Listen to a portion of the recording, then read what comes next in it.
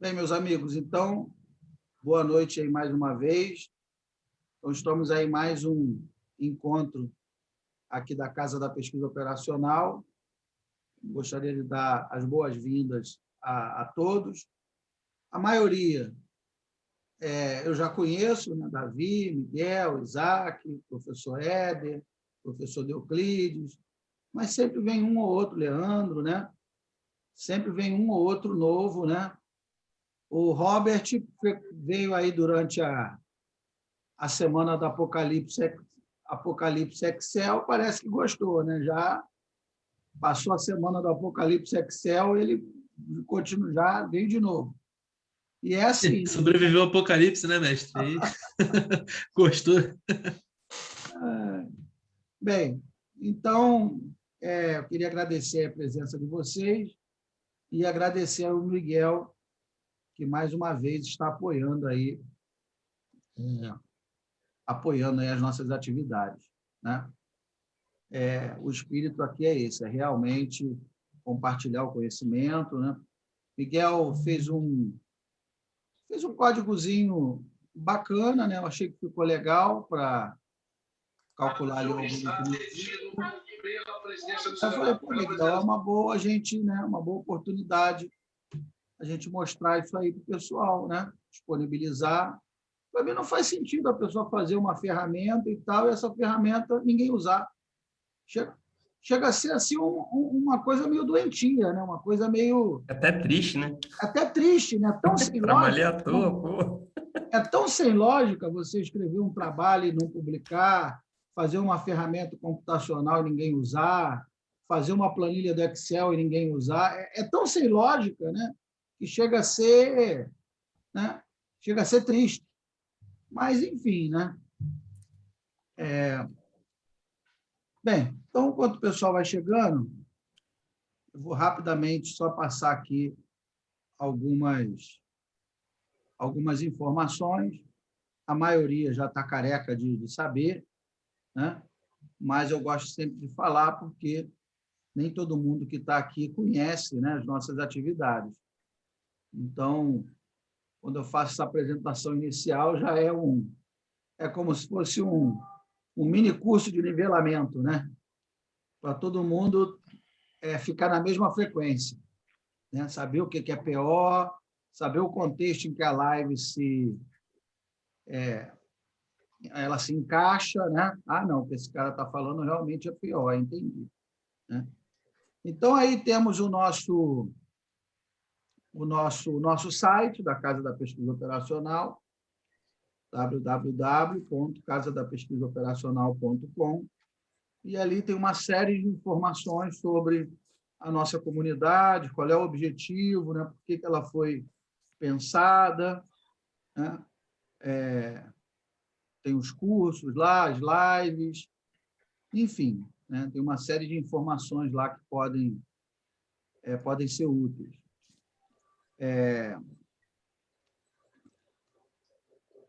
Bem, e aí nós temos as nossas lives semanais, mas, periodicamente, eu tento organizar aí o que a gente chama de Semana da PO, para fazer tipo uma imersão, né? Para quem não sabe o que é PO, quem ainda não se situou, quem ainda não entendeu a relação da PO com a ciência de dados. Então, a ideia é fazer tipo essa imersão, né? E aí nós temos 5 lives na semana, cada dia falando um assunto diferente, né? Então, a segunda semana, o Miguel falou sobre o Prometer 2, o método Prometer 2, que foi até objeto de estudo da dissertação de mestrado dele, né? Depois o Vitor falou sobre aplicações da PO na área de saúde. O professor Éder, que está aí com a gente agora, né? Falou sobre a pesquisa operacional e a inteligência artificial. Eu gosto de fazer esses links, né, porque as pessoas, algumas não sabem ou não entenderam que machine learning, inteligência artificial, tudo isso está interligado com o PO, né? As pessoas acham que são coisas distintas, né, que são coisas estanques, e não são, né? Depois o Alexandre falou sobre sistema de apoio à decisão, né? Ele desenvolveu um sisteminha em Python, com os métodos de borda Condorcet e Copland, e aí depois eu fechei a semana da PO junto com o Tiago, falando dos problemas de programação linear. Né? Depois nós tivemos a terceira semana da PO, e aí o Igor falou sobre análise votória de dados, o Lucas falou sobre o método Macbeth, né? Baldini falou sobre inteligência artificial e redes neurais. Antônio está até sumido, né? Falou sobre o método ModTree. Né? O mestrado. Pois é luta, né, cara? A vida é uma luta. Mestrado em PO. Mestrado em PO faz as pessoas sumirem. É tipo uma mágica, né? Desse jeito, mestre, desse jeito. Não te vejo mais. Você pegou o coronavírus, está com alguma Não, mas coisa? Não, ele não, tá tô aí. só estudando PO. Não, peguei PO mesmo. Peguei PO. Aquele artigo lá que a gente colocou do Prometer para avaliação de algoritmos, ele está comigo, ele me ajudou. A gente caiu para dentro. Está apresentado essa semana, né? Lá no ITQM. Lá no ITQM, né? No ITQM é onde? No ITQM, né? Então. O ITQM. Esse do algoritmo foi no ITQM. A gente avaliou os algoritmos de predição. Depois nós tivemos aí a quarta semana da PO. O professor Carlos fez a abertura, foi um sucesso. Né? O professor Carlos é um dos maiores nomes da PO no Brasil, né? Está entre o livro dele, com certeza é um dos mais completos, que fala sobre tomada de decisão. Né? Depois o Lohan falou sobre mineração de dados e PO. Né? Observa que outra vez eu fazendo um link aí, ó, de data mining com PO. Né? O professor Rafael Moral é professor lá na Irlanda, e aí fez uma palestra sobre previsão de casos de Covid, né? Ele é biólogo, no entanto, ele fez o mestrado e o doutorado em PO e é professor lá na Irlanda hoje em dia. Né? Depois o professor Benito falou sobre programação inteira, e aí eu fiz o encerramento junto com o Tiago. E a nossa última semana da PO, né, que acabou há uma semana atrás, né, foi a semana do Apocalipse Excel, né? Uma semana apocalíptica. Então, tivemos o professor Benito falando sobre otimização multiobjetivo, Baldini falou sobre machine learning e gestão de riscos, depois o Aiosa falou sobre o método do ponto de equilíbrio, Trovatos falou sobre matrizes dinâmicas, o Éder falou sobre o método da máxima verossimilhança, e aí, no final, o Fábio Gatti falou sobre a lei de Newcomb-Benford na detecção de fraudes. Né? Engraçado que eu sempre cometo esse ato falho, né? A detecção de falhas. Não é detecção de falhas, é fraudes. Né? Enfim. Então, sempre temos aí eu já estou programando a sexta semana da PO, já está mais ou menos alinhavada, né? Deve ser aí no início de agosto, ali de 2 a 6, né? Alguma coisa por ali. Na primeira semana de agosto, devemos ter aí a sexta semana da PO. E aí, no dia 14 de julho, teremos aí continuando em teoria dos grafos, né? Um assunto que o pessoal gosta, que suscita muita dúvida, porque o assunto realmente é espinhoso. Né? Teoria dos grafos, se não for o mais difícil, é um dos mais difíceis assuntos dentro da PO, né? Que tem os algoritmos mais complicados. E aí o Miguel hoje vai falar sobre o algoritmo de Dijkstra, né? O problema do caminho mínimo. E aí, continuando aí nessa linha de grafos, eu vou fazer com vocês uma oficina de isomorfismo de grafos. Né? E aí eu coloquei para fazer a inscrição lá pelo Simpla. Então, quem quiser se inscrever, é só escanear esse QR Code e se inscrever lá no site do Simpla, que aí vai poder participar dessa oficina. Um negócio bem prático, bem sem pagar mistério, né? O pessoal de PO gosta um pouco de pagar mistério, né? Não, aqui, parará, né? Um monte de fórmula maluca. Não, não vai ser assim, né? Quem me conhece sabe que vai ser ali bem pé no chão. Ah, entendeu? É isso aqui, papapá, vamos lá, vamos fazer. E aí todo mundo vai entender o que é isomorfismo de grafos, que é um conceito fundamental aí dentro da teoria dos grafos, né? Você identificar se dois grafos são isomorfos ou não. O que mais? Bem, e aí, todas essas, para quem não sabe, né? Todos esses encontros, sejam eles as lives semanais como essa, né, que vai acontecer hoje, as lives da semana da PO, essas oficinas que eu faço, workshops, né? Nem da outra vez nós tivemos o workshop do método HP TOPSIS 2N. Todas essas lives elas ficam gravadas e estão disponíveis lá no nosso canal do YouTube, né? Está tudo disponível lá, de graça, é só entrar e assistir. Né? Nós já temos lá centenas de vídeos, centenas. Então, tem lá análise... Então pode fechar um. Não fecha. Fica fechando. Análise voltória de dados. O Éder deu um curso completo de simulação discreta, usando o Arena. Cadeia de Markov, simulação de Monte Carlo, método Macbeth, método HP, enfim, né? Centenas de lives lá explicando os métodos passo a passo, redes neurais artificiais, né? É só entrar lá e assistir e, né, tirar sua dúvida e acabou. Bem, o que mais?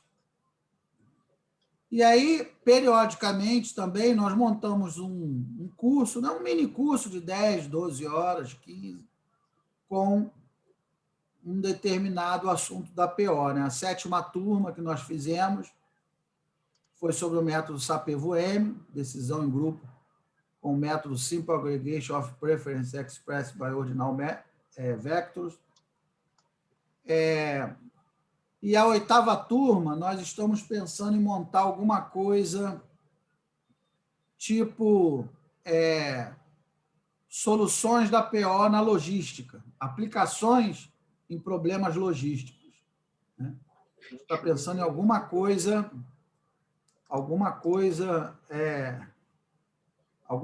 mais ou menos nessa área. Né?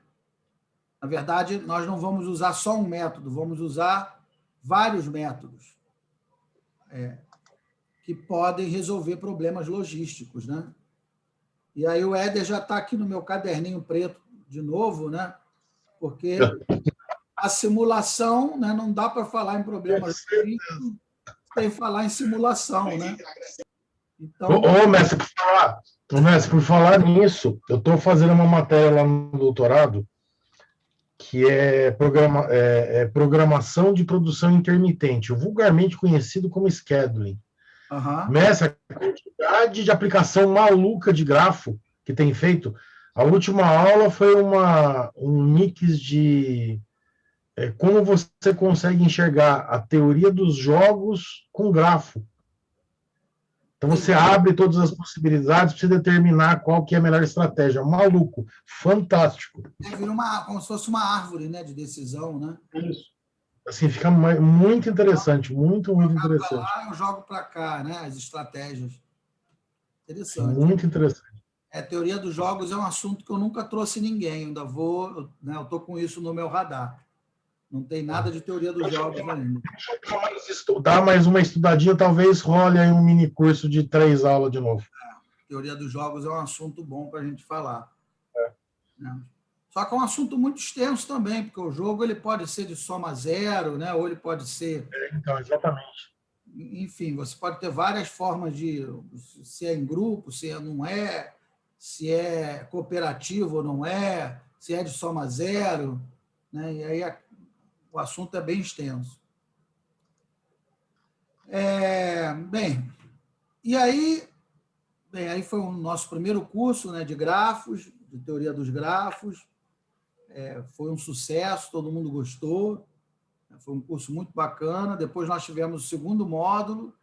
Agora eu já estou pensando em montar já um terceiro módulo de grafos. Esses aí são os nossos parceiros, né? Aos poucos nós estamos aumentando aí a nossa rede de parceiros institucionais, e aí todo mundo que for membro da Casa da Pesquisa Operacional tem uma série de descontos, né? Só o desconto do Grupo GEM, né? 30% na compra de livros, já vale super a pena, né? Então, 30% aí de desconto nos livros de engenharia, né? De matemática, enfim. Esse aí é o nosso canal no Instagram. Então, percebam. Então, na verdade, o que nós estamos tentando montar é um ecossistema em torno da pesquisa operacional, né? Não é só oferecer um curso, aí você faz um curso, o curso acabou, você nunca mais tem ninguém para tirar dúvida, nunca mais tem um lugar para você consultar. Ou se você participa de uma live, igual essas lives malucas que tem por aí, faz a live e acabou, é uma coisa. Aqui não, né? Aqui você realmente participa de uma comunidade atuante, né? Uma comunidade que você pode tirar dúvida com outro, né? Pode tirar dúvida com outro colega, comigo, com o professor Éder, o professor Euclides. A gente pode trocar ideia, pode escrever artigos juntos, pode... professor, eu queria fazer um mestrado na UNB, como é que eu faço? Eu te ajudo, dou uma lida no pré-projeto. Então, quer dizer, realmente é uma comunidade que se ajuda, que se... né?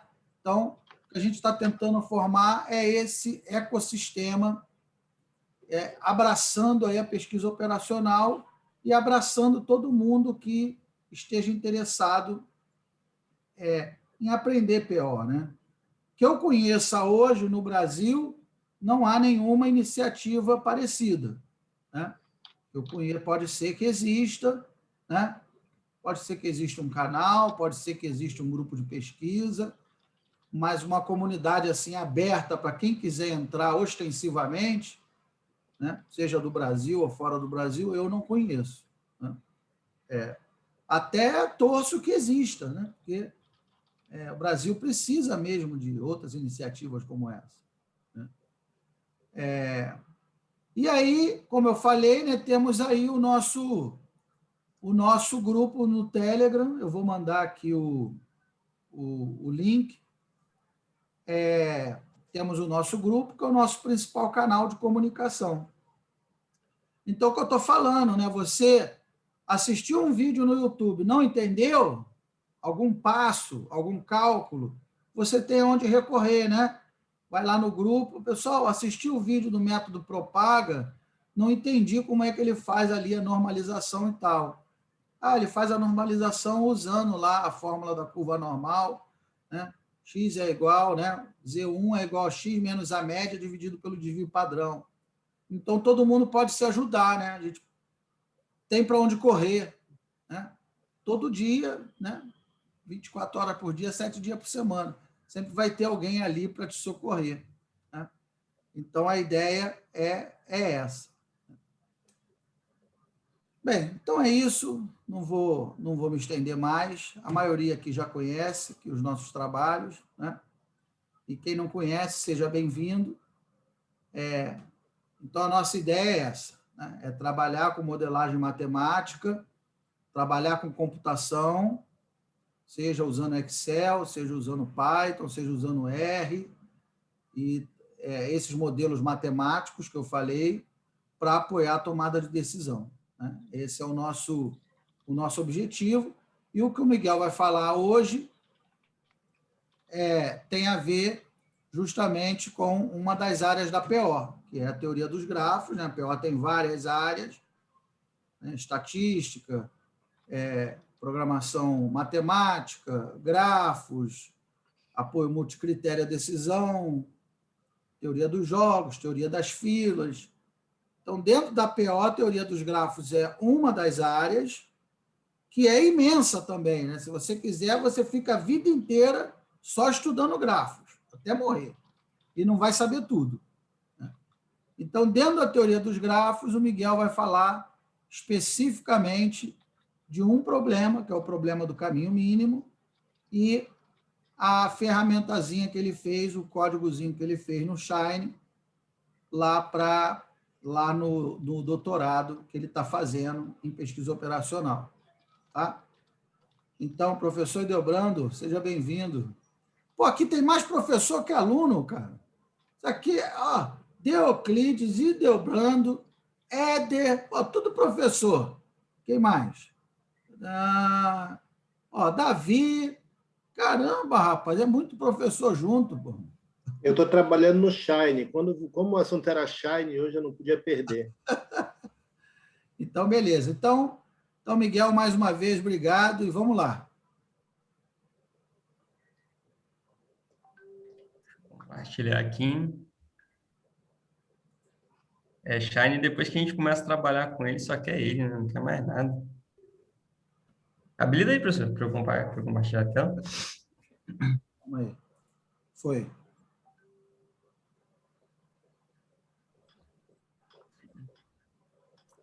Bom, vamos lá. Hoje a gente vai bater um papo aqui, né? Como o professor já falou, a ideia não é dar uma aula, né? Assim, bater um papo, trocar um pouco de ideia, falar um pouquinho sobre esse algoritmo aí, né? O algoritmo de Dijkstra. Alguns já ouviram, outros ainda não. Eu mesmo aprendi esse ano, né? E conheci o algoritmo esse ano. Mas vocês vão ver que é uma proposta bem legal, né? Então, antes de tudo, deixa eu me apresentar, né? Eu acho que não me conhece. Eu sou o Miguel, sou pesquisador em modelagem matemática e computação pelo CADNAB, né? O Centro de Análise de Sistemas Navais da Marinha. Sou graduado em Engenharia de Produção, fiz meu mestrado pelo IME, né, em Sistemas de Computação, e hoje eu sou doutorando em Engenharia de Produção na área de PO, né? Lá pela Universidade Federal Fluminense. Mas vamos ao que interessa, né? Então, algoritmo de caminho mínimo, né? Ou algoritmo Dijkstra, alguns conhecem. Basicamente, a gente não tem, às vezes, isso na cabeça, mas ele está conosco o tempo todo, né? A todo momento. Se nós pararmos para pensar um pouquinho, quando a gente liga o GPS, o que está rodando ali por trás, né? Claro que você tem N modelos que possam viabilizar você trabalhar com caminho mínimo, mas o algoritmo de Dijkstra é um deles, né? Então, quando você usa aí o Google Maps, chama Uber ou 99 Táxi, você está provavelmente utilizando algo bem próximo aí do algoritmo de Dijkstra ou de algum outro algoritmo voltado, né, para o cálculo, para análise de um caminho de menor custo, né? E aí, como o professor falou, a gente está falando de grafos, né? Então, se você vai fazer uma análise de rota, alguma coisa, é interessante trabalhar com grafo, mas, ok, quando que eu tenho grafo quando eu trabalho com mapas, né? Como eu posso reconhecer isso? Então, basicamente, de uma forma mais simples, quando a gente tem um mapa de uma cidade ou do bairro que você mora, você pode tratar um grafo da seguinte forma. Cada esquina vai ser meus vértices e as minhas ruas vão ser meus arestas. Simples assim. A cabeça até explode, né? Só que aí nós temos também que considerar quando a rua é de mão dupla, quando não é, que é um grafo direcionado ou não direcionado, né? Que seria esse caso. E aí, quando a gente fala de caminho mínimo, não necessariamente a gente está só levando em conta caminho por metro ou por quilômetro, né? A gente também pode considerar o custo em valor de passar por aquele determinado local, a distância, propriamente dita, por metro, o trânsito. Às vezes, o caminho A, por ser mais curto, não quer dizer que você vai chegar mais rápido. Depende também da movimentação que vai levar, porque a gente vai mensurar pelo tempo, né, que você vai demorar para passar aquele determinado local. Então, basicamente, a problemática de caminho mínimo, ela está ali com a gente toda hora, né? Todo dia, toda hora, principalmente na nossa ida, volta para o trabalho, né? Claro que agora a gente está num mundo um pouco online, né, por causa da pandemia, mas até um tempo atrás, era todo dia, toda hora, você estava aí indo para o seu trabalho, para os seus afazeres da educação, escola, universidade, entre outros, né? Então, basicamente, sempre buscando ali, utilizando o Waze, né? Chegar mais rápido, com a menor rota. E aí, quando a gente converte isso com um grafo, né, e vai trabalhar, a gente vai começar a entender de algumas propriedades, né, voltadas para o que é um caminho mínimo, como eu faço isso, como eu analiso, o que eu utilizo para analisar, né, o que eu tenho de entrada, né, dentro do meu modelo. E aí, basicamente, quais são as propriedades de um caminho, né, como eu digo? Primeira coisa, sequência de vértices. Eu vou definir quem são meus vértices, quais são meus pontos de interesse que eu vou conectar minhas arestas, que podem ser as ruas aí da minha problemática, né? E depois eu tenho o custo. E aí eu vou definir se o meu custo vai ser o tempo que eu demoro para atravessar essa aresta, se vai ser a distância dela, propriamente dita, por metros, quilômetros, etc. E aí eu vou sempre estar obtendo uma distância aí mínima de um ponto, de um vértice, até um outro ponto determinado. E aí, como eu calculo isso, né? Considerando um vértice A, de origem do caminho, até um vértice F, né, que seria o final, a gente pode definir aqui o meu conjunto de custos desse caminho, né? Deixa eu trocar aqui.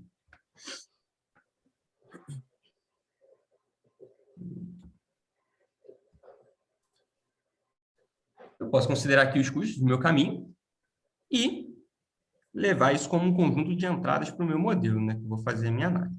E aí, provavelmente, nesse modelo aqui, de uma forma bem mais simples, a gente consegue identificar que o caminho mínimo do ponto A até o ponto F seria, se eu pegasse aqui, ó, A para B, B para C, C para E e E para F, né? Apresentando essa rota aqui como o caminho de menor custo possível dentro do meu modelo. Mas e aí? E o algoritmo disso, né? A gente estava falando, como eu trabalho, o que ele é, né? Então, basicamente, né, eu não vou arriscar falar o nome dele aqui, ele é um holandês, né? Então, eu não falo Dutch, então vamos deixar isso quieto. Que em 1956, trabalhando como programador, né, no Centro de Matemática da Holanda, ele tinha o seguinte objetivo, né, o seguinte propósito. Ele tinha que divulgar ao público leigo sobre a capacidade de um novo computador. Ok, né, é aquela questão, você falar, né, de PO para quem trabalha há muito tempo com PO é uma coisa, você falar para o público que está iniciando nesse caminho é um desafio muito maior, né? E aí que eu acho que é quando a gente consegue mudar o mundo, né? Quando a gente viabiliza um modelo, um conhecimento que acaba sendo, às vezes, muito restrito para todos, né? E aí ele tinha o seguinte objetivo, né? Ele pegou o menor caminho de Amsterdã para uma cidade escolhida pelo público. Ele falou, ó, vocês escolhem uma cidade, né? E, dependente da cidade que vocês escolherem, eu vou apresentar qual é o caminho mínimo de Amsterdã até dada cidade, né? E aí, mas é necessário ter um programa para determinar tal caminho, entretanto, os algoritmos até então existentes não funcionavam no computador Mac. E aí, como que funciona, né, a lógica, assim, do método, né? Como que ele trabalha? Deixa eu ver se eu tenho isso aqui. Então, basicamente, eu vou rotular os vértices, ou seja, eu tenho um conjunto de vértices e eu vou definir, né? A partir do vértice inicial S, eu vou proceder em direção até o vértice T, né? Vamos considerar o S o inicial e o T o final, como se fosse o vértice até o vértice F anteriormente. Seguindo as arestas orientadas, rotulando os vértices com suas distâncias ao vértice S, medida até aquele momento. Então, basicamente, a gente vai ficar passando vértice por vértice, até eu chegar no vértice T e identificar qual que é o menor percurso que eu posso fazer, então, para aquele dado vértice. A cada estágio do algoritmo, teremos vértices que possuem rótulos temporários e rótulos permanentes. O rótulo de um vértice V é feito permanente quando este rótulo representa a menor distância de S até B. Então, à medida que ele chegou no lado vértice e identificou que ele é o menor caminho, ele vai apresentar e entregar um rótulo ali. Começamos associando o rótulo permanente igual a 0 para o vértice S e o rótulo temporário igual a 1 para o outro n-1 vértice do grupo. A cada iteração, um novo vértice recebe um rótulo permanente de acordo com as seguintes regras. Cada iteração, um novo vértice recebe um novo rótulo permanente de acordo com as seguintes regras.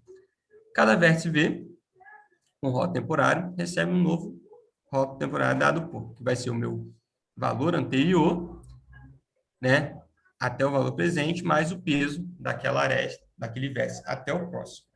Aí ele fala aqui, onde V é o vértice que recebeu o rótulo permanente na iteração anterior e W é o valor de aresta entre o vértice V e o vértice VJ. E aí ele fala, encontre o menor valor entre os rótulos temporários, sendo este o rótulo permanente do respectivo vértice. Em caso de empate, selecione qualquer um dos candidatos e atribua. Claro que eu falei aqui um monte de coisa, provavelmente ninguém entendeu nada, né? Mas esse que é o interessante. Então, agora vamos ver como é que seria todas essas coisas que eu falei de uma forma simples e mais prática, né? Então, vamos pegar um caso simples, onde eu quero ir de S até T, né?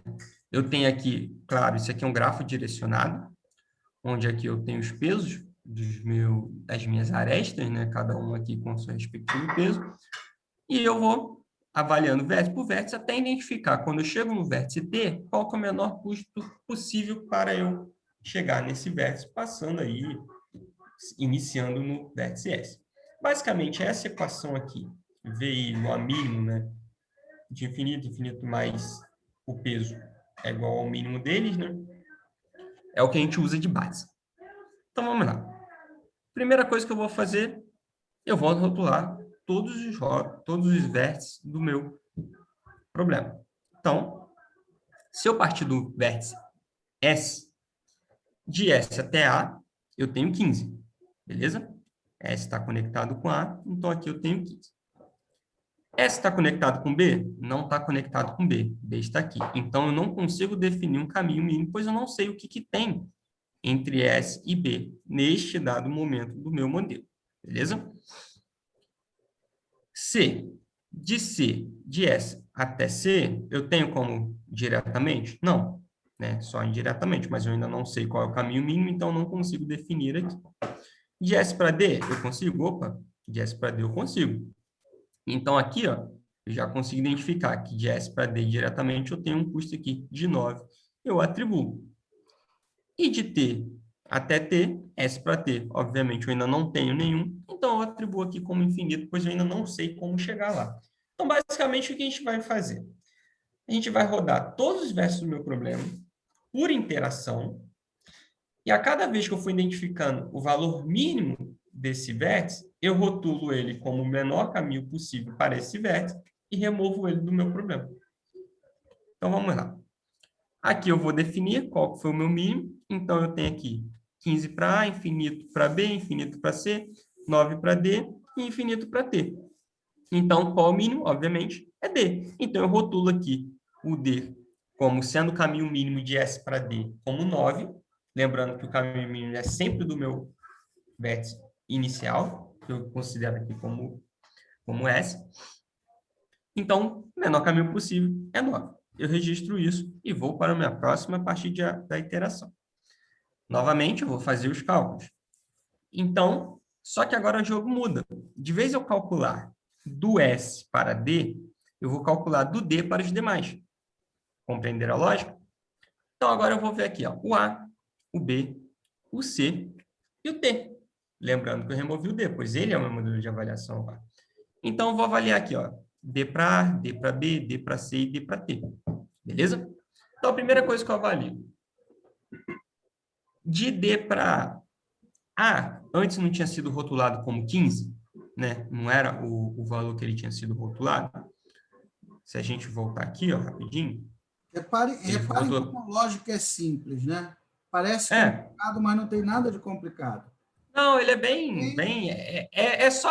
você só tem um esforço cognitivo, né? Mas é só repetição, não tem nada... Eu tô falando porque as pessoas veem esses símbolos, né? Infinito, W, e aí se assustam, né?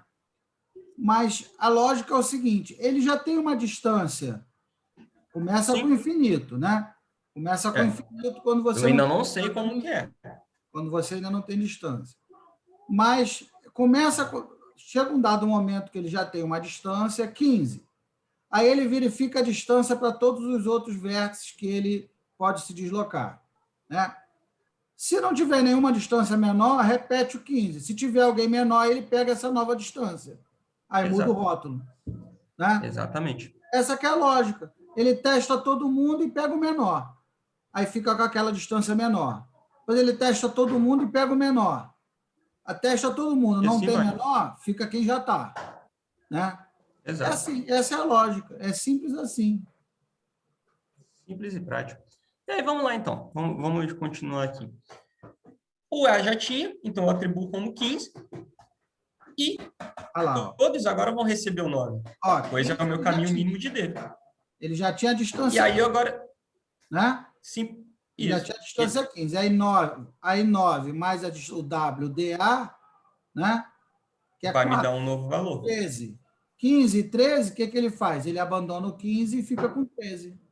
Exatamente. Ele vai sempre agora atribuir. Então, o 13 aqui vai virar o novo rótulo de A. Então, O A trocou. exatamente, 13 vira o rótulo de A. Então, às vezes, a pessoa pode perguntar, pô, mas e se o A, por exemplo, uma outra letra recebeu um rótulo e depois na frente ela encontrar um menor? É onde acontece esse caso aqui. Pode Ela encontra acontecer. o menor e atribui o menor para ele. Né? Pode acontecer. E aí, eu vou seguindo aqui. O B de 9, eu não tenho como. Né? O B não está conectado com A, lembrando que não é um gráfico direcionado, então... Já o C eu consigo. Não, C, desculpa. De D para C eu tenho caminho, né? Então, de D para C é 11. Eu consigo. É 9 aqui, mais o 2. E de D para T eu não tenho como, então fica como infinito. Obviamente, aqui são os meus novos rótulos de cada vértice, e eu vou pegar o menor para atribuir como rótulo definitivo, né? Previamente falando. Então, aqui, o C recebe 11, e a gente remove o C da minha avaliação e continua agora fazendo análise de C em diante. Então, agora a gente vai fazer do C para A, e para B e para T, que são os nós que ainda não receberam rótulo. Então, aqui, de C para o A, lembrando, ele já tinha 13, né? Então, de C para A eu tenho como vir? Não tem, então ele é infinito. De C para B eu tenho como ir? Também não. Mas de C para T eu tenho como ir, né? Então, aqui, T, C para T é 7, o C era 11, 11 mais 7, 18, e eu fecho o meu modelo. Mas quem é o mínimo aqui da minha avaliação é o 13, que é do A. Então, eu vou rotular o A e vou seguir avaliando agora os restantes, que vai ser o B e o T. Então, fiquei com o B e o T para avaliar. De A para B, eu tenho como ir? Tenho como ir. É 35. Então, eu pego o meu rótulo de A, que era 13, mais o 35, e vira 48. Beleza? Já o T aqui, eu tenho como ir de A diretamente para T? A princípio, não. Então, A para T aqui seria o 18, que era o valor do T antes atribuído. 13 mais infinito, não tem como calcular, fica infinito, então fica 18 ainda. Qual é o mínimo de T? Do meu valor aqui é o T. Então, eu atribuo o 18 para T e identifico aqui como o caminho mais curto, passando aqui de S para D, para C e chegando no T. Conseguiram compreender a lógica, mais ou menos? Pessoal, tá me ouvindo? Sim, tranquilo. Tudo bem aí? Então, assim, Bem tranquilo. Sim. vocês viram que não tem nada demais. Mas por que às vezes você não utiliza um outro modelo? É por essa questão, né? O que acontece com o orgulho é claro, quando você joga isso aqui no modelo computacional, você clicou, resolveu. Mas, nos princípios, né, você tem um esforço cognitivo, mas é um modelo simples e que resolve um problema aí que, dependendo do caso, a gente teria que trabalhar com programação matemática. Né? Não, e vocês vejam que, né, assim, pagam um mistério, né? Algoritmo de Dijkstra, né? Não tem nada demais, é comparar as distâncias, ver a menor e ficar com a menor. É isso. Sim, né? não tem... Não gosta de pagar, né? Mostrar aquela, aquela notação fechada, que ninguém entende nada e tal, desnecessário. Ninguém gosta de fazer isso, né? Pois é. Não tem mistério nenhum. Então, pessoal, vamos tentar aqui fazer um exemplo, né? Até pedindo a ajuda de vocês aí na hora de eu esquecer o algoritmo também, né? É um processozinho, mas é simples, mas a gente vai. Então, vamos tentar fazer aqui Peguei um grafo aqui, né? Isso aqui é um exemplo bem didático. Se ele vem para frente. Então, aqui eu tenho que também é um conjunto de 7 vértices, né? S, A, B, C, D, E e T, e eu quero chegar até T. E descobrir qual que é o caminho mínimo, né? Indo de S até T. Então, vamos lá, vamos fazer os cálculos aí. Então, aqui eu fiz uma tabelinha, onde eu vou iniciar, obviamente, pelo meu rótulo S, né? Aqui eu tenho os rótulos permanentes, então, toda vez que eu encontrar um valor mínimo aqui, eu venho aqui e atribuo. Né? Isso aqui não tem VBA não, tá, gente? Isso aqui eu só estou usando para praticidade mesmo. Né? Não sou baldinho. Então, basicamente, a gente está saindo aqui do ponto S. E eu tenho como chegar em 3 tipos de caminho. Né? Tenho como chegar em A, em B, em C, onde eu atribuo aqui como 3, 5 e 2. Beleza? Mas eu não tenho como chegar nos outros. Então, quando eu botar um X aqui, é como se fosse um infinito. Né? Beleza? Então, vamos lá. Aqui eu não tenho como, aqui eu não tenho como, e aqui eu não tenho. Então, isso aqui, obviamente, eu vou somar, né, com o ponto de S. Como o S não tinha nenhum valor anterior, então aqui o mínimo vai ser 3, aqui vai ser 5, e aqui vai ser 2. Beleza? Fechado. Qual é o meu caminho mínimo aqui? É o C. Então, vamos só pintar aqui para ficar mais prático. Esse cara aqui vai ser o meu caminho mínimo. E o C, partindo do ponto S, o menor caminho possível a chegar até ele é sendo igual a 2. Então, nós vamos remover o C da minha análise. Nós vamos avaliar agora os demais partindo, tendo como avaliação o rótulo C. Beleza? Então, vamos lá. De C para A, eu consigo ir? Deixa eu pegar aqui C. Eu não consigo ir diretamente, né? Então, C para A, eu vou botar aqui o caminho mínimo para chegar até A, vai ser ainda. Beleza, era o rótulo B. Para B, era assim. Mas se eu for para B, eu consigo fazer por 2 mais 1. 2 mais 1 é igual a 3. Entre 5 e entre 3, qual que é o mínimo? É o 3. Beleza?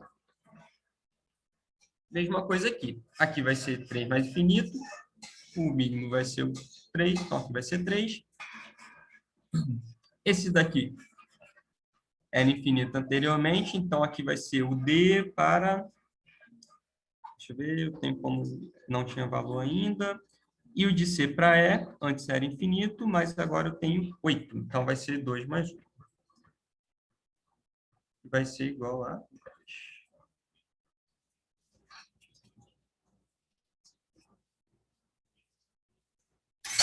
E o T aí, eu também ainda não tenho como chegar. Esses dois aqui, qual que é o meu mínimo? Estou entre 3, entre o A e B, tanto um quanto o outro, então vamos pegar o A por praticidade. Então, eu estabeleço aqui que o meu caminho mínimo até A é 3.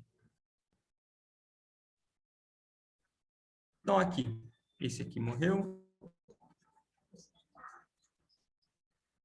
Esse aqui morreu. Então, me resta esse aqui, que é 3, o caminho mínimo. Esse aqui que eu ainda não sei até o dado momento. E esse aqui que estava atribuído como 10. E aqui como 10. Então, agora eu vou partir de quem? Do A. Beleza? Pessoal, qualquer dúvida, pergunta aí, tá? Qualquer coisinha. Então, partindo do A aqui. Do rótulo A. Para D, para B, eu tenho algum caminho? Tem, né? De A para B são 2, então eu posso atribuir aqui 3 mais 2.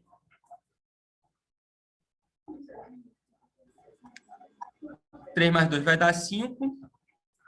É menor que... Como é? 3, tá certo. 3 mais 2 é igual a 5. 5 é menor que 3? 5 é menor que 3? Não é, então eu mantenho aqui como 3. Agora eu vou ver do A para o D. Do A para D é 7, antes eu não tinha nenhum valor. Então aqui mantenho 7. E vou ver do A para o E. Tem como chegar no E diretamente? Não tenho como. Então, mantenho aqui como 10. E aqui infinito, infinito, aqui infinito. Entre esses aqui, qual que é o mínimo? É o B. Então, eu já atribuo aqui que o menor caminho possível para chegar em B é passando aqui pelo C e pelo B. Então, é 3 também. E esses 3 aqui agora já saem na minha jogada. Beleza, eu tenho um caminho mínimo para esse cara aqui e tenho um caminho mínimo para esse cara aqui. E o meu rótulo T. Agora, eu vou partir do B. Partindo do vértice B, né? De B para D, eu consigo alguma coisa? Consigo. Ele custa 2. Então, o B aqui era 3, então fica 3 mais 2, que é igual a 5. Perfeito. Entre 7 e entre 5, o mínimo é 5. Fechou aqui. E de B para T, eu consigo alguma coisa? Para T. Diretamente não. Então, ele continua aqui como infinito. E de B para E, eu consigo 5. Então, vai ser 3 mais 5, que é igual a 8. 8 é menor que 10. Então, o 8 passa a ser o meu rótulo agora. Perfeito?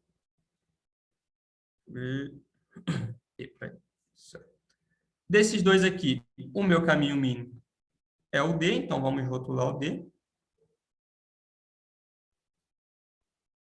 O D passa a ser 5 agora. E vai ficar 2 caras agora na jogada. Só que agora eu vou partir do meu rótulo D. Foi o último. Aqui eu tenho 8 e aqui eu tenho infinito. Partindo de D, eu consigo ir para E e para T. Se eu for para D, ele me custa 5. Então, vai ser o D custa 5, então vai ser 5 mais 5, que é igual a 10. E de D, não, desculpa, que é 1, que é 5 para E. Daqui para cá. Então, vai ser 5 mais 1, que é igual a 6. E agora sim, de D, que vai ser D custa 5, mais 5, vai ser aqui igual a 10. O mínimo, obviamente, entra aqui, aqui. Esse era o mínimo, então, aqui eu faço atribuição. E fica restando, obviamente, no último ponto, eu partindo de E, que é, quem vai me dizer aqui que ele vai atribuir aqui. Aqui ele previamente tinha 10, né? Esse aqui todo mundo foi.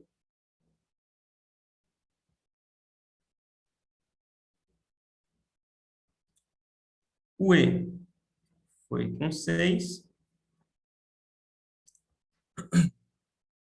De E para T, eu tenho 3. Então, vai ser 6 mais 3, que é igual a 9. E eu finalizo o meu caminho mínimo, encontrando 9 aqui como o menor caminho possível entre S até T. Pegou a lógica, pessoal? Tranquilo, meu amigo, tranquilo. Sim.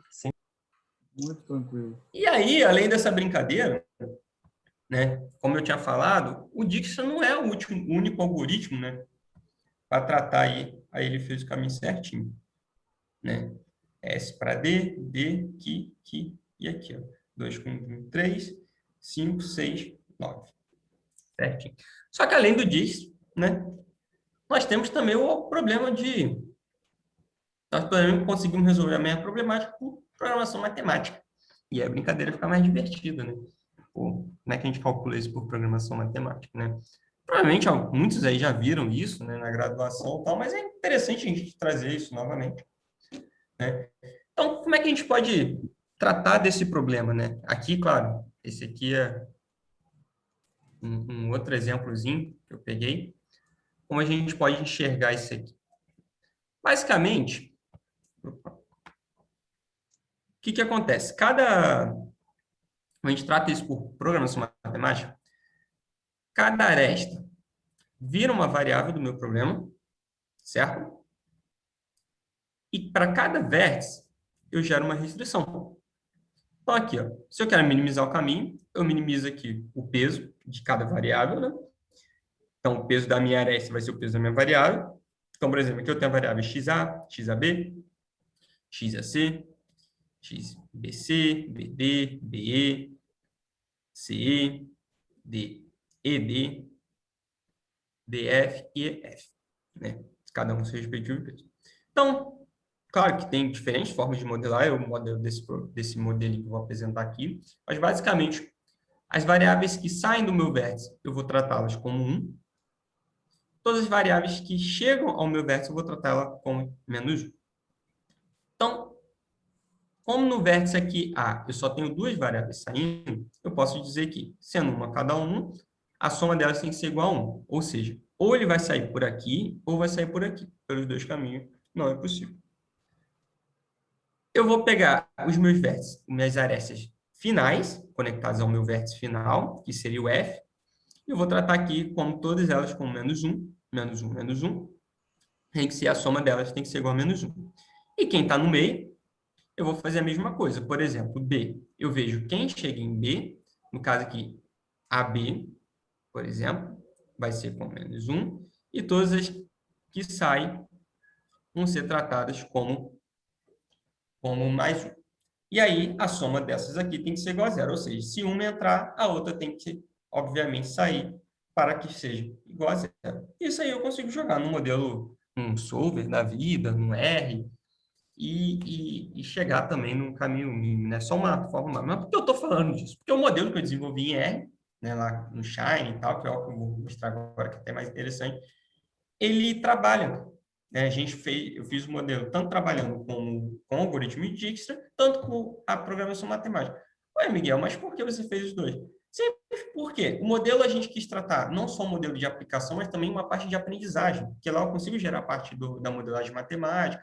Então, até para quem está aprendendo, você vê, já trabalhando com modelo computacional, fica mais favorável, né? Para você compreender o modelo, tanto a questão da problemática de caminho mínimo, mas também aprender como a gente pode resolver, né? Então, vamos ao que interessa, né? Eu acho que a ideia é mostrar a interface. Essa aqui depois a gente... E aí, Miguel, diga. pode copiar o link aí da... Vou mandar aqui agora para vocês colocar no chat. Obrigado. Nada. Cadê? A ideia é essa mesmo. Isso aqui eu coloquei online. Então, quem já mexe com R aí, deve saber já que o R é uma linguagem bem prática, aí, pelo menos para a gente que trabalha com PO, para resolver algumas coisas do dia a dia, cara, é excelente. Se você não conhece, eu aconselho, né? Principalmente essa parte de otimização também ela é bem interessante, dá para fazer uns cases bem legais, cara.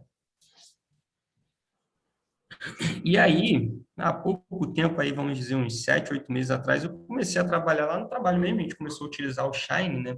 Eu estava desenvolvendo um modelinho lá de otimização.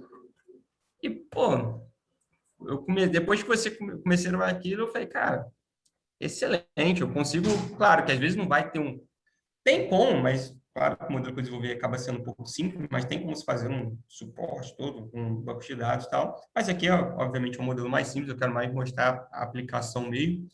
E assim, quando você tem que fazer interfaces de uma forma mais rápida, apenas para você viabilizar uns botões, uns inputs ali com um algoritmo ali, vamos dizer, até robusto por trás, cara, excelente. Pesquisem aí, quem tiver curiosidade, me pergunta, vocês têm meu contato, pode entrar em contato, a gente bate papo. Essa integração aí de R, o Shine ele é um pacote do R, né? Ele é um pacotezinho que viabiliza você integrar, né? Você desenvolver a parte de interface gráfica, né, de interface de usuário, com a parte do algoritmo, né, com o background. Então, basicamente, aqui, a gente tem um menuzinho aqui só de apresentação. Isso aqui, gente, vocês estão vendo o símbolo da UF também, porque esse foi um trabalho de disciplina de teoria de gráficos. Então, essa foi a minha proposta na disciplina, desenvolver esse modelinho, escrever um artigo, ficou bem, um estudo bem interessante. Então, aqui eu consigo trabalhar tanto com algoritmo de Dijkstra, tanto por programação inteira, que é o modelo que a gente utiliza para fazer a parte de programação matemática. Então, eu coloco aqui uma tabelinha de exemplo, né?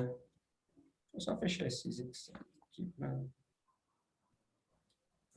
A gente vai baixar aqui, vocês vão abrir aqui, ó. vai estar aqui, ó, Dijkstra, entrada, exemplo, com a data de quando você está baixando. É um arquivo .csv, então, simples de mexer. Se você quiser alterar ele, é só vir aqui e adicionar. Então, basicamente, isso aqui é só um conjuntinho de puts genérico, né? Eu vou, onde ele vai ler esse cara aqui. Então, baixei aqui, ó. Eu venho aqui no browser. Aqui já está em downloads, ele vai ler os .csv. Você clica aqui, ó. Carregou e ele já desenha o gráfico para mim, né? Então, esse é o gráfico que eu fiz. Vocês vão ver que o gráfico ele é um gráfico direcionado. Então, vamos, só para compreender aqui melhor.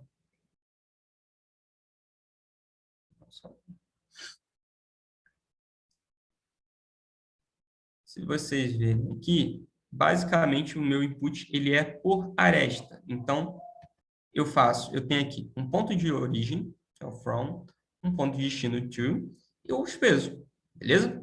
Então, aqui, ó, S para D é 9, ele bota aqui, ó, S para D, 9. S para A é 15, S para A, 15. A para C e A para B, A para C e A para B, os respectivos pesos. E assim por diante. Então, pô, Miguel, quero adicionar aqui agora um vértice, ele terminou em T. Vamos colocar aqui um vértice de T para Z e um conectando de B para Z também. Só para a gente ver o que acontece. Então, vamos colocar aqui. Esse aqui vai valer 4, esse aqui vai valer 7. Vou salvar, só fechar aqui por desencargo. Vou abrir de novo e ele atualizou. Aqui, ó, ele terminava aqui no T e agora ele coloca aqui, ó, de T para Z e B para Z. A única coisa que tem que ter cuidado, gente, é que o gráfico tem que ser viável, né, para você calcular. Então, quando a gente for utilizar aqui, ele vai rodar o modelo. Caso você bota aqui, por exemplo, de C para D, ele não vai reconhecer, né, porque é um gráfico direcionado. Então, não tem como voltar aqui. Então, a gente vai colocar aqui, ó, indo de S até Z. Então, S até Z, eu coloco aqui, só lembrando que tem que ser igualzinho, tá? Você escreveu lá, que é uma string, e ele leu aqui e calculou, ó, gastei 22, e para eu fazer de S até Z pelo menor custo, eu tenho que ir para D, para C, para T, e eu fecho em Z. Ou e se eu quiser ir de S para A, para B? Vamos ver aqui. Eu clico aqui, ó, novamente, e ele apresentou aqui, ó. Eu tenho que ir de S para D, para A e depois para B. E eu faço caminho mínimo de 48. Por quê? Se eu for aqui de S para A e de A para B, é 35 mais 15, vai fazer 50. Entendeu? Então, ele faz essa voltinha. Qual que é o outro caso interessante? Aqui, ó, a gente tem todos os possíveis caminhos mínimos do meu problema. Então, eu vejo aqui, ó, de S para A, S para B, S para C. Então, ele calcula aqui já todos os possíveis mínimos caminhos, né? Caminhos mínimos possíveis do meu problema, e já apresenta aqui qual é menor. Quando ele aparece com INF aqui, é que não é possível, por exemplo, de A para D. A para D eu não tenho caminho, pois é direcionado, e só para D para A. Então, ele apresenta aqui que eu não tenho essa informação, então não consigo calcular. Beleza, aqui já está pronto. Esse é o algoritmo, vocês viram que ele é bem simples, né? Pô, como é que roda esse algoritmo aí por trás? Esse algoritmo já tem pronto, gente. Tem um pacote do R, né, que trabalha com grafos, que chama iGraph, e ele já tem esse algoritmo pronto, então você só, basicamente, você tem que fazer a estruturação, né, como eu fiz aqui, e ele já calcula. O que ele não tem pronto é a parte de caminho mínimo de programação matemática. Então, vamos também aqui baixar a tabelinha. Vamos baixar aqui, vamos pegar é o segundo exemplo aqui. Input, Integer Programming. É claro que às vezes ele desenha os gráficos meio louco, né? Isso aí já foi até discussão, eu até conversei com o professor Éder, né? A gente ainda não achou, pelo menos eu ainda não encontrei um jeito de sempre gerar os gráficos separadinhos, o R tem essa peculiaridade. Mas basicamente aqui também eu vou definir um ponto, né? Então vamos ver aqui do S para T, a mesma coisa. Vou calcular aqui no Resolve, e ele calculou aqui, ó. De S para T eu tenho 18, né? E aí, qual que é o interessante? Se eu clicar aqui, ó, Integer Programming, Date Modeling, ele me apresenta aqui a modelagem que ele fez. Então, aqui, ó, a única coisa que ele faz aqui, ó, esse C1, C2, C3, C4, até o C9, são o quê? são minhas variáveis, né? Então, se a gente pegar aqui, ó, cadê esse cara aqui? Cada vértice que eu faço seção, ele vira uma variável. Deixa eu só carregar.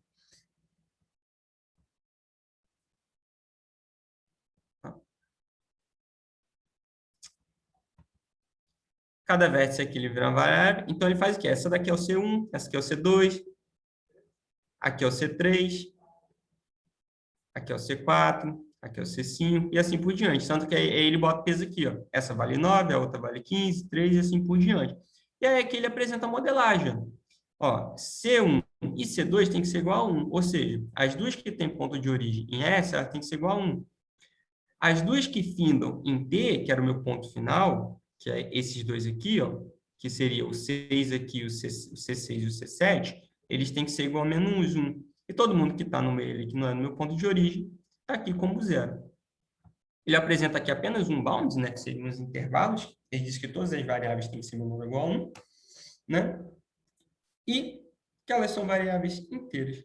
E isso aqui é a minha modelagem. Então, o professor passou aí, quem está começando, né, em PO, está fazendo disciplina aí, o professor passou, pô, calcule aí, modele, o Marco está até olhando, né? Você pode vir aqui rodar e você já tem aqui como seria a sua modelagem propriamente dita, né? E aqui, para ficar mais interessante, também ele apresenta aqui um resultado binário, né? Então, quem são os resultados do meu modelo? Então, basicamente, é fazer um input aqui eu posso alterar, né? Como eu fiz lá, recarrego no meu modelinho, coloco para executar. Aqui também, se eu quiser baixar o resultado binário, eu baixo. Ele baixa aqui, ó, vai gerar um CSV com o resultado. Aqui é o result IP mínimo. E ele apresenta aqui. Simples, simples, simples. Todos os meus pontos de origem e destino e quem entrou no meu caminho. Então, por exemplo, foi aqui, ó, de S para D, né? De D para C e de C para T. Utilizando aí 9, 2 e 7, né? Que daria 18.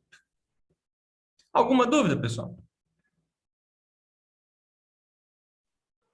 Tranquilo, Miguel, Mais tranquilo. simples que Conseguirem? isso. Não dá, né? Muito simples. Vamos lá. Aí, tá Melhor que isso aí, né? Só se tu pensar e o negócio der input, né? Porque, pô, tu arrastou, tá aí lá. a gente ainda tá em Arrastou, estudo. tá lá. Não, e aí, Tranquilo também, né? fala, professor. Então, esse projeto você compartilhou no GitHub? Não, Você eu tem coloquei ele lá? online. Ele... Não, o código R. Não, código não. Mas você quer? Se quiser, eu te passo, não tem mistério nenhum, não. Não, é porque eu trabalhei com isso no doutorado, tá? Eu implementei ele em C, em Delphi, na verdade. A gente está agora fazendo o mesmo projeto e a gente vai implementar em R. Eu tenho um aluno de engenharia que é bolsista do projeto que eu estou coordenando aqui na UFAM. Inclusive, já apresentei aqui na Casa da Pesquisa Operacional, fruto da minha tese de doutorado. E só que eu implementado o Dix está só que no Delphi, né? E aí a gente está implementando ele agora no R. Então, seria se você não se incomodar em compartilhar o código. Não, a ideia é essa mesmo. Eu não sei se você tem ele no GitHub ou se você colocaria... Não tem. Deixa eu ver se eu tenho ele... Você já mexeu com Shine, né? Eu tô desenvolvendo, inclusive, outra parte do projeto, eu estou desenvolvendo em Shine. Tá. Mas com indicadores educacionais, é uma outra praia. Inclusive, não, mas aí você já sabe como é que é a estrutura, o UI, serve, tudo. Eu trabalho, então... sim, eu trabalho com Shine. Então, deixa eu te... Não, eu já tiro, eu faço aqui agora. Eu coloco no... Deixa eu só salvar aqui, aí você dá uma olhadinha. Ele é pequenininho. Não, me interessa demais isso. Não, e assim, cara, eu estava até conversando hoje com um colega lá no trabalho, quando a gente começa a programar, né, eu mesmo tinha isso. Pô, você acha que a gente não... Eu mesmo comecei cru, né? Eu entrei no mestrado de sistema de computação sem nunca ter mexido com programação, né? E assim, no início, você fica naquela, pô, eu tenho que programar, eu tenho que fazer o botão e tal. A gente começa achando que é assim, né? Aí depois você vai vendo que o buraco é mais embaixo. E, pô, depois que a gente... Aí, depois já tempo, já mexendo com programação, já fazendo coisa para web e tal. Aí a gente começou a utilizar o R lá no trabalho, né? Dentro do projeto profissional, né? Lá no Casnado. E aí a gente começou a trabalhar com Shine, né? Que é essa parte de interface, eu viabilizo pegar um código e você vê que você tem um esforço, claro, às vezes você tem uma curva de aprendizagem, ele é enjoadinho, tem algumas coisinhas, mas assim, ele é muito mais prático para você, se você quer fazer uma tela com um botão que vai viabilizar você apertar e fazer o seu cálculo, para começar a brincadeira de programação, eu achei assim, eu acho o Shine bem, cara, eu acho ele bem interessante. O meu problema agora, eu tô com o deploy, né? Ele está rodando localmente, e agora na hora que eu estou fazendo o deploy, ele não está conseguindo ler um arquivo. São aquelas coisas que depois Isso que aí... é bobagem, né? Mas vê, tem algumas coisinhas que pode, assim, às vezes é... Deixa eu ver se dá para colocar. Às vezes a questão de você... Às vezes se o teu conjunto de dados tiver acento, por exemplo, eu já tive isso. Ele no local ele roda normal, mas no virtual, se eu colocar um acento numa variável não, numa palavra, né? Sei lá, tem uma alternativa lá, tem acento, ele não lê. Ele dá erro no render. Ele Pode ser isso. calcula, Eu estou mas ele dá erro no trabalhando render. com as cidades do Brasil, né? Então, tem muita cidade com acento, São Paulo. Experimenta tirar, para você ver. Aí eu Viu? não sei se é... Eu tive esse problema, foi na semana passada. Porque isso pode acontecer, entendeu? Às vezes você tá... o online, ele se... Porque tem o negócio da UTF, né? Então, dependendo, não sei como é que fica de acordo com o navegador, pode ter uma certa incompatibilidade, nem todos Mas reconhecem. tu publicou no Shine.io? Shine Apps, no Shine.io, É. no Shine Apps.io. Tá. O meu tá para lá que eu estou mandando também, só que realmente está dando essa bronca. Aí pode ser realmente o problema, que é como tem muita cidade com nome com acento. Eu vou dar uma olhadinha nisso. Ele não está Dá uma subindo. olhadinha. Aí, tipo assim, Não. eu conseguia lá no meu, ele lia, ele fazia o processo matemático que eu tinha, gerava os resultados, mas a tabelinha específica que ele tinha que renderizar com o nome lá das variáveis, ele não conseguia. Aí eu coloquei ele...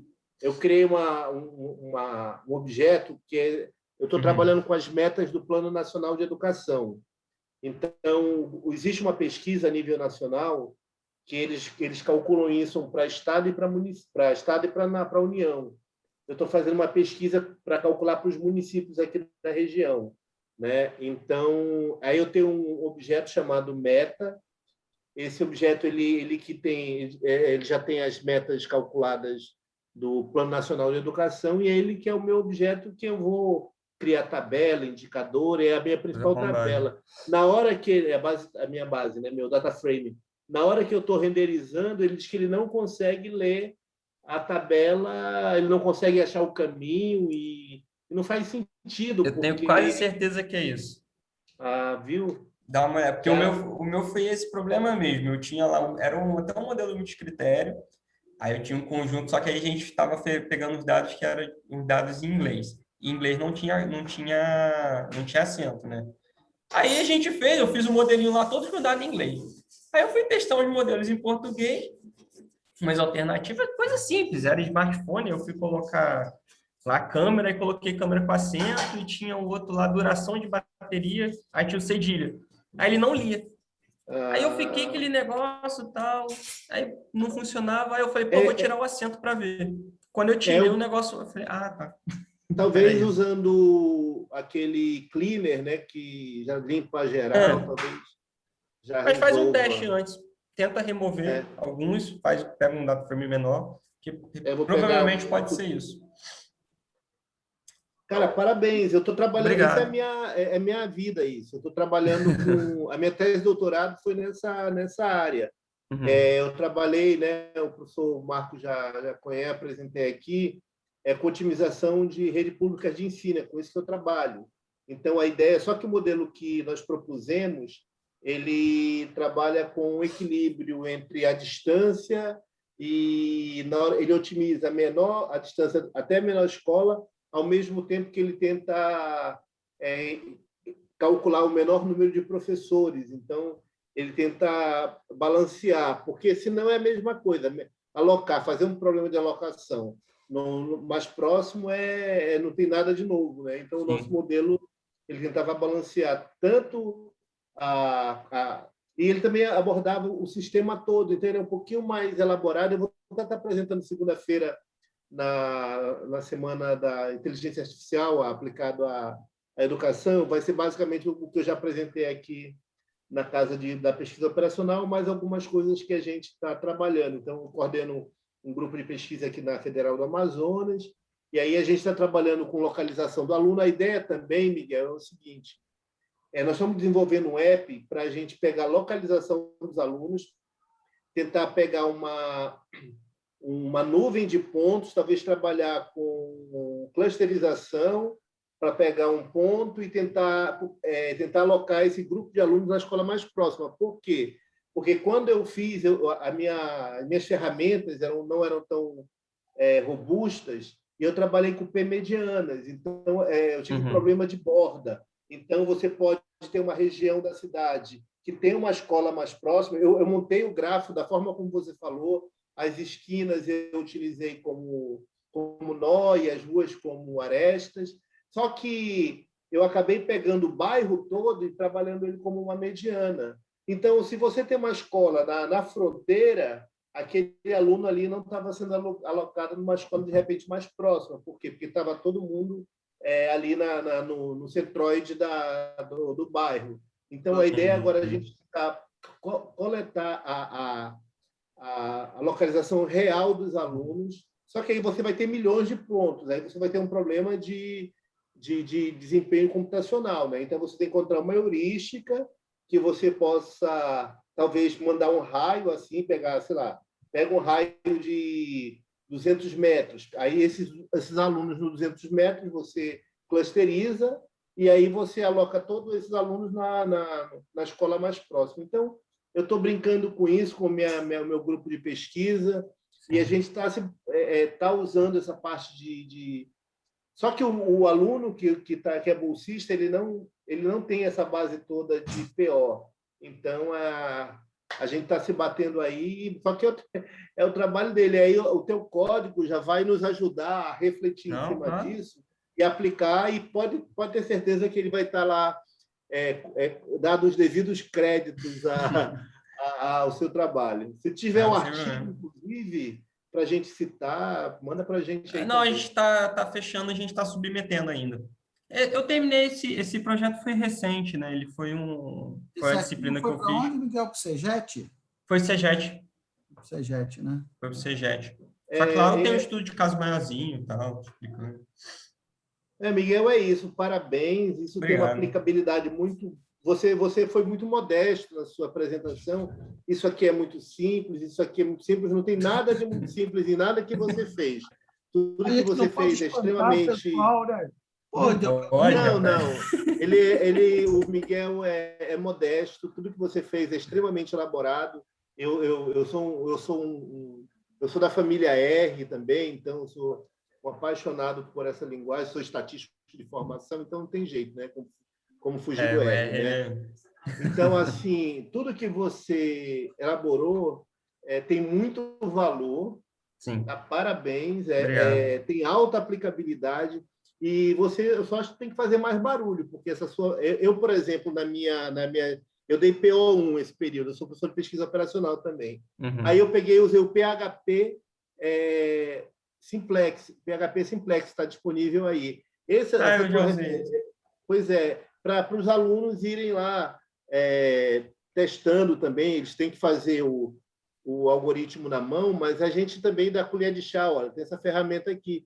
Eu acho que a gente tem que divulgar essa tua ferramenta. Não, vamos sim. Eu vou dar PO2 período que vem, né? Então, eu não trabalhei com caminho... Na verdade, eu acabei trabalhando agora numa disciplina Menor Caminho, só que usando somente a programação matemática, eu não usei grafo. Então, eu já vou usar, já guardei aqui o teu código, o teu Shine. Não, mas fica tranquilo. Com certeza eu vou usar na minha disciplina período que vem. Parabéns. Obrigado. Muito sucesso, não tem como não ser diferente. Parabéns, Marco, pela live.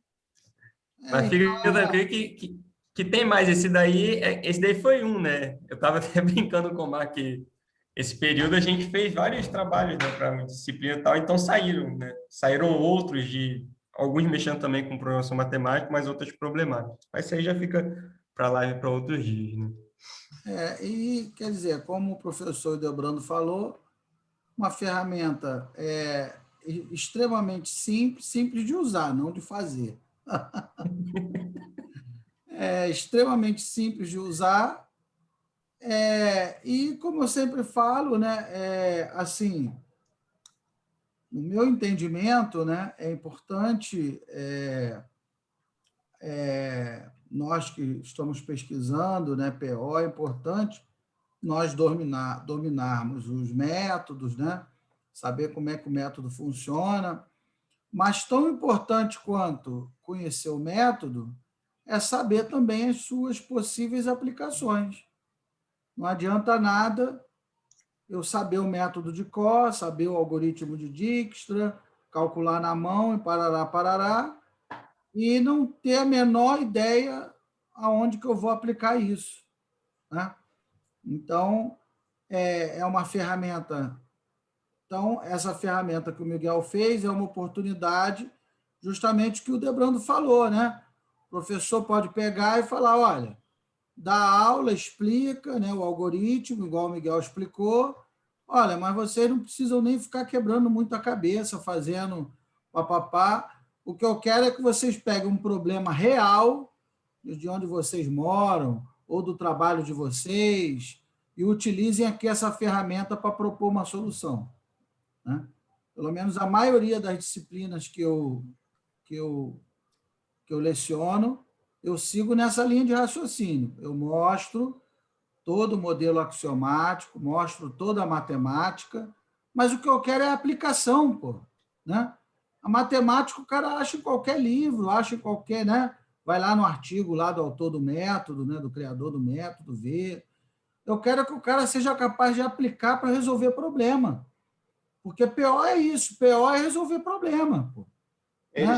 Os meus alunos estão resolvendo o problema das fábricas de cerveja, né? Ampliação, aquele problema clássico, né? Tem 3 fábricas de cerveja, tem 5 depósitos, vai aumentar a demanda, a decisão constrói uma fábrica nova, amplia, e eles estão lá se batendo, né? Para tentar resolver problemas reais. Exatamente, é isso. Então, essa ferramenta aí que o Miguel desenvolveu é uma oportunidade espetacular para o professor realmente utilizar em sala de aula, né? O professor Euclides está aí também.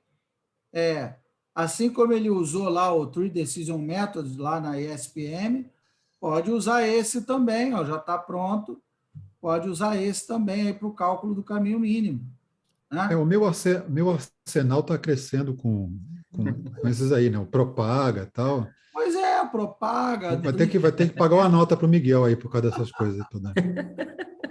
Porque o meu público não posso fazer aquela matemática toda. E não deve. Não mesmo pode, não essa deve. parte.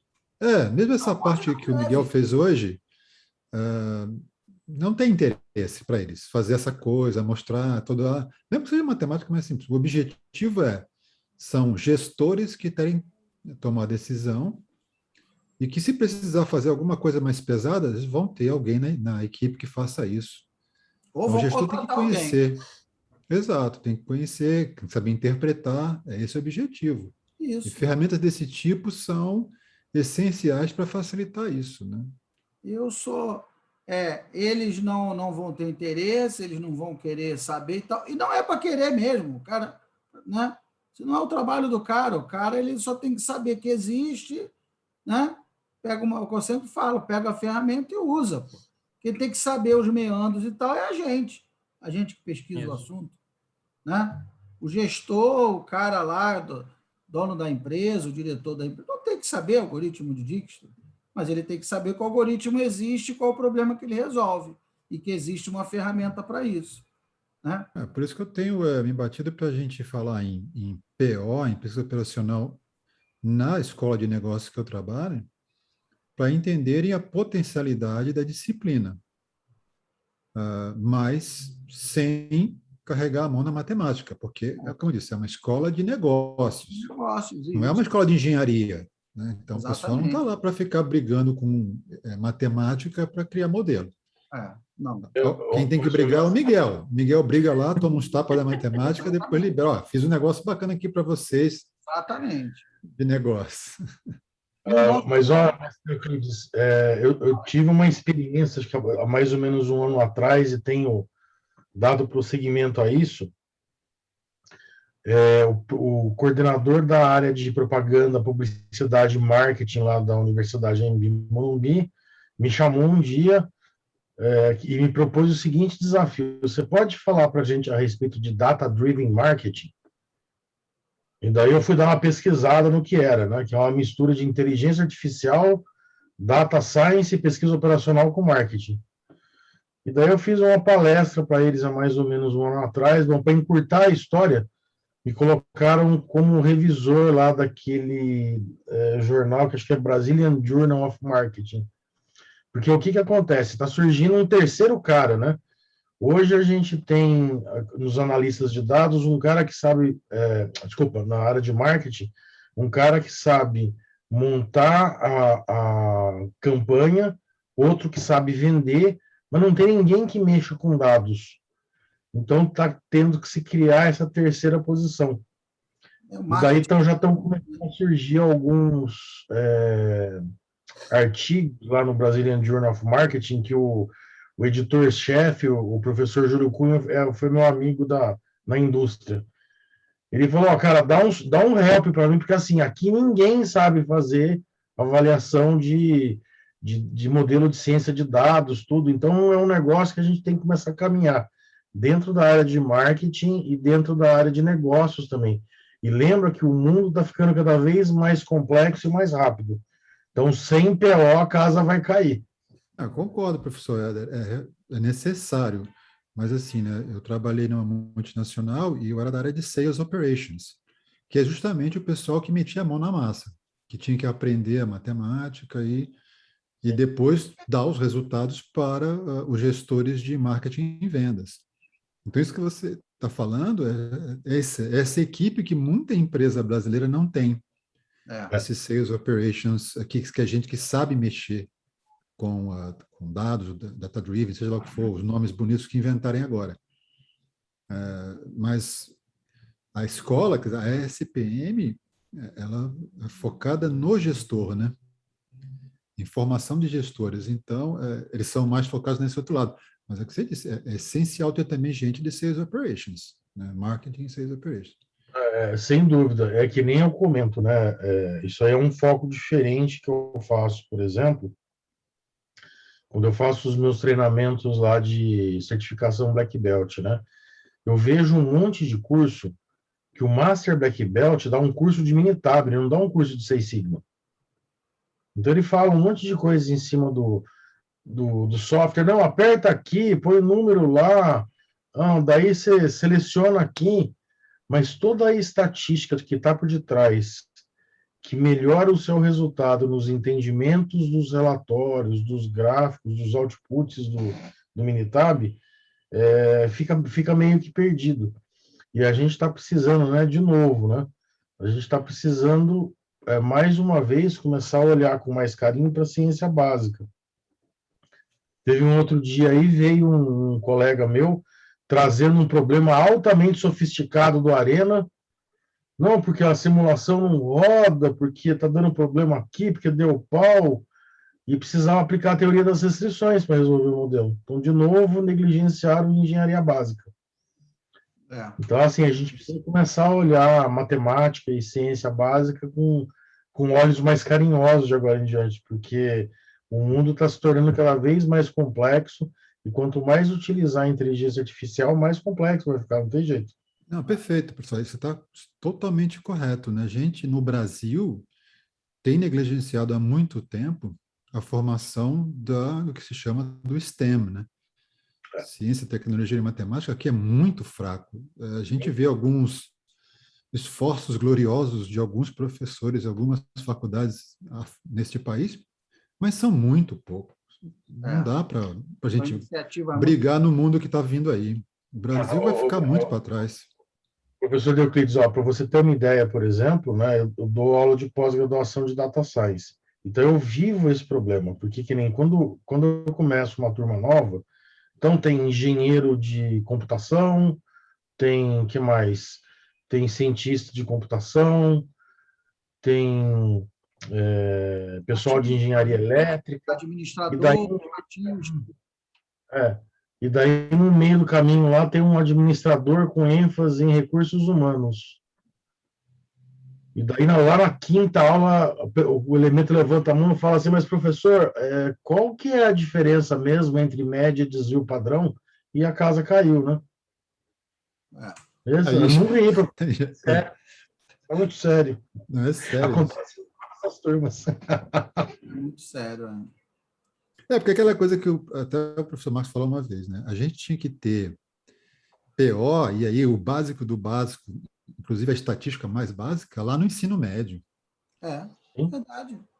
Porque hoje o ensino médio é uma vergonha no Brasil. E o ensino médio acabou. O ensino médio não existe mais. Não é dizer que a escola privada não é melhor. Ela não é tão melhor assim que a escola pública, não, gente. O nível caiu absurdo. Caiu muito. A gente tem que investir seriamente no ensino médio, porque quando acabaram com as escolas técnicas, destruíram o ensino médio brasileiro. E tem um monte de aplicações de PO, várias e várias aplicações de PO poderiam ser trabalhadas na educação básica, até no ensino fundamental. Grafos é uma delas. Dá para fazer o Dijkstra mesmo, né? Várias aplicações de PO. Borda, Condorcet, Copland, Smart, isso aí tudo dá para fazer de boa. Tudo dá para fazer de boa, exatamente. Só quando você entra numa inferência bayesiana, né? numa simulação de Monte Carlo, numa cadeia de Markov, aí talvez não desce, né? Dependendo da... Aí já começa a ficar mais difícil, né? Uma programação não linear, né? Aí começa a ficar, que tem que usar derivada integral, derivada parcial, aí talvez não desce, né? Mas essas aplicações do dia a dia, né? De grafos, isso é educação básica, né? Multicritério, é só matriz e vetor, quer dizer, isso tudo a gente aprende na álgebra linear básica, né? Não tem mistério nenhum. Você quer oportunidade melhor de usar, né? Porque, por exemplo, eu considero até que eu tive um bom curso de matrizes determinantes. Nós vimos o livro inteiro do Gelson Iesi, volume 4, né? Que é de matrizes determinantes. Literalmente, eu resolvi o livro inteiro do Gelson Iesi, há 20 e tantos anos atrás. Mas eu resolvi o livro inteiro, mas não fazia a menor ideia para que servia a matriz determinante. Não fazia a menor ideia. Mas eu sabia calcular, sabia multiplicar matrizes, sabia calcular determinante, regra de Cramer, escalonamento, sabia fazer aquele diabo todo, mas não fazia a menor ideia para que servia. Para mim, servia para eu não ser reprovado, era para isso que servia, né? Mas é uma pena, né? Porque pode mostrar, olha só, dá para resolver isso aqui, olha que interessante, né? Eu posso pegar milhões de dados e tabelar numa matriz para poder operar com esses dados. Aí o cara, entendi o que é uma matriz, entendeu? Legal, né? É útil. Né? Mas não, a gente fica decorando aquelas maluquices, né? Matriz de Van der Waals, teorema de Cauchy, não sei o quê, né? E não dá sentido para aquilo, né? Então, isso daí... Isso nem só, eu estou falando ensino médio, mas se você pegar início de faculdade mesmo, primeiro e segundo período, a gente estuda N coisas que você fala, tá, e aí? Aqui, onde que eu vou aplicar isso? Aí, por exemplo, quando eu vou estudar PCP, a gente entra lá, você não vê aquele 90% que eu vi em cálculo, mas você fica, tá, mas qual que é a relação? Aí você Pois é. Depende da faculdade, né? Quando eu fiz engenharia eletrônica. Engenharia eletrônica, felizmente, a maior parte do que eu vi na matemática básica, nos primeiros anos da faculdade, era usada, porque chegou no terceiro, quarto, quinto ano, aí o pau comia na matemática para fazer eletrônica e telecom. Engenharia aí não tinha jeito. Filho chora e mãe não vê. Aí você descobria para que se vê aquele monte de coisa, né? Falei, caramba, era para isso. Filho chora e mãe não vê. Filho, aí... Chora e mãe não vê. Ficar sentado no meio de madrugada, aquela chuva fininha caindo, né? Abraçado no joelho, né? Abraçado no joelho, aquela chuva fininha, né? Poxa, estudei 10 dias sem parar, tirei 2,5. Quando entrou nas equações de Maxwell, nossa, deu pânico na galera, né? Mas normal, pô. Equação de Maxwell em Eletromag na Escola Naval. Exato, Eletromag. Marcos, estava aqui lendo o código do Miguel, muito elegante, muito bem escrito. Esse cara é fera, hein? Parabéns, guri. Obrigado. Está trabalhando nisso, né? Tá? Então é isso, meus amigos. Então está aí mais uma ferramenta para a gente usar, né? É o que eu sempre falo, a ideia não é restringir o conhecimento, ao contrário, a ideia é expandir, é permitir que todo mundo use, né? A sociedade nos paga para isso. A sociedade, né, pagou meu mestrado, pagou meu doutorado. Miguel também fez o mestrado numa instituição pública, está fazendo doutorado numa instituição pública. Então, a gente não está fazendo favor para ninguém. A gente está devolvendo para a sociedade... Toda a minha formação, professor. Desde da graduação até o doutorado também. Exatamente. Eu nunca na minha vida, daqui a pouco eu vou fazer 50 anos, nunca pisei numa instituição particular. Não por nada, né? Quis a vida que... Né, educação básica eu fiz na escola pública, fiz um cursinho pago para passar para a Marinha, mas depois entrei no colégio naval, fiz o ensino médio, depois fiz escola naval, enfim, né? E depois fiz o mestrado na UFRJ, doutorado na UF, o pós-doc no ITA. Quer dizer, nunca pisei na minha vida numa... quer dizer, fui pago, né, bancado pelo governo, pela sociedade, pelo governo não, né? Pela sociedade a vida inteira. Então, a gente não está fazendo favor nenhum. Só estou devolvendo para a sociedade o que a sociedade me proporcionou, né? Então, acho que é até um dever moral que a gente tem. É a mesma coisa o Miguel. O Miguel fez o mestrado lá no IME, agora está fazendo doutorado na UF. Né? Quer dizer, isso tudo custa milhões aí que sai dos impostos aí da sociedade. Então, nós temos, pelo menos eu penso, né, que nós temos esse dever, né, de tentar construir aí uma sociedade melhor, um Brasil melhor, né? Então, meus amigos, é isso. Professor Marcos, só para fazer o merchan aqui, sexta-feira, novo episódio do POcast. O POcast está bombando. Né? Excelente. Boa noite. Boa. Essa semana vamos falar sobre disrupção. Disrupção, gente, né? Disrupção, amanhã, conversa. Amanhã teremos um treinamento com o pessoal lá da Gurobi também, otimização com software da Gurobi. Então, amanhã também vai ser uma live bombadona, uma live interessante. Tá? De manhã eu vou soltar o link da live de amanhã. Vai vir um representante da Gurobi dar uma aula. Tá? Bem, meus amigos, então é isso. Muito obrigado mais uma vez. Boa noite a todos. E, se Deus quiser, nos veremos aí amanhã.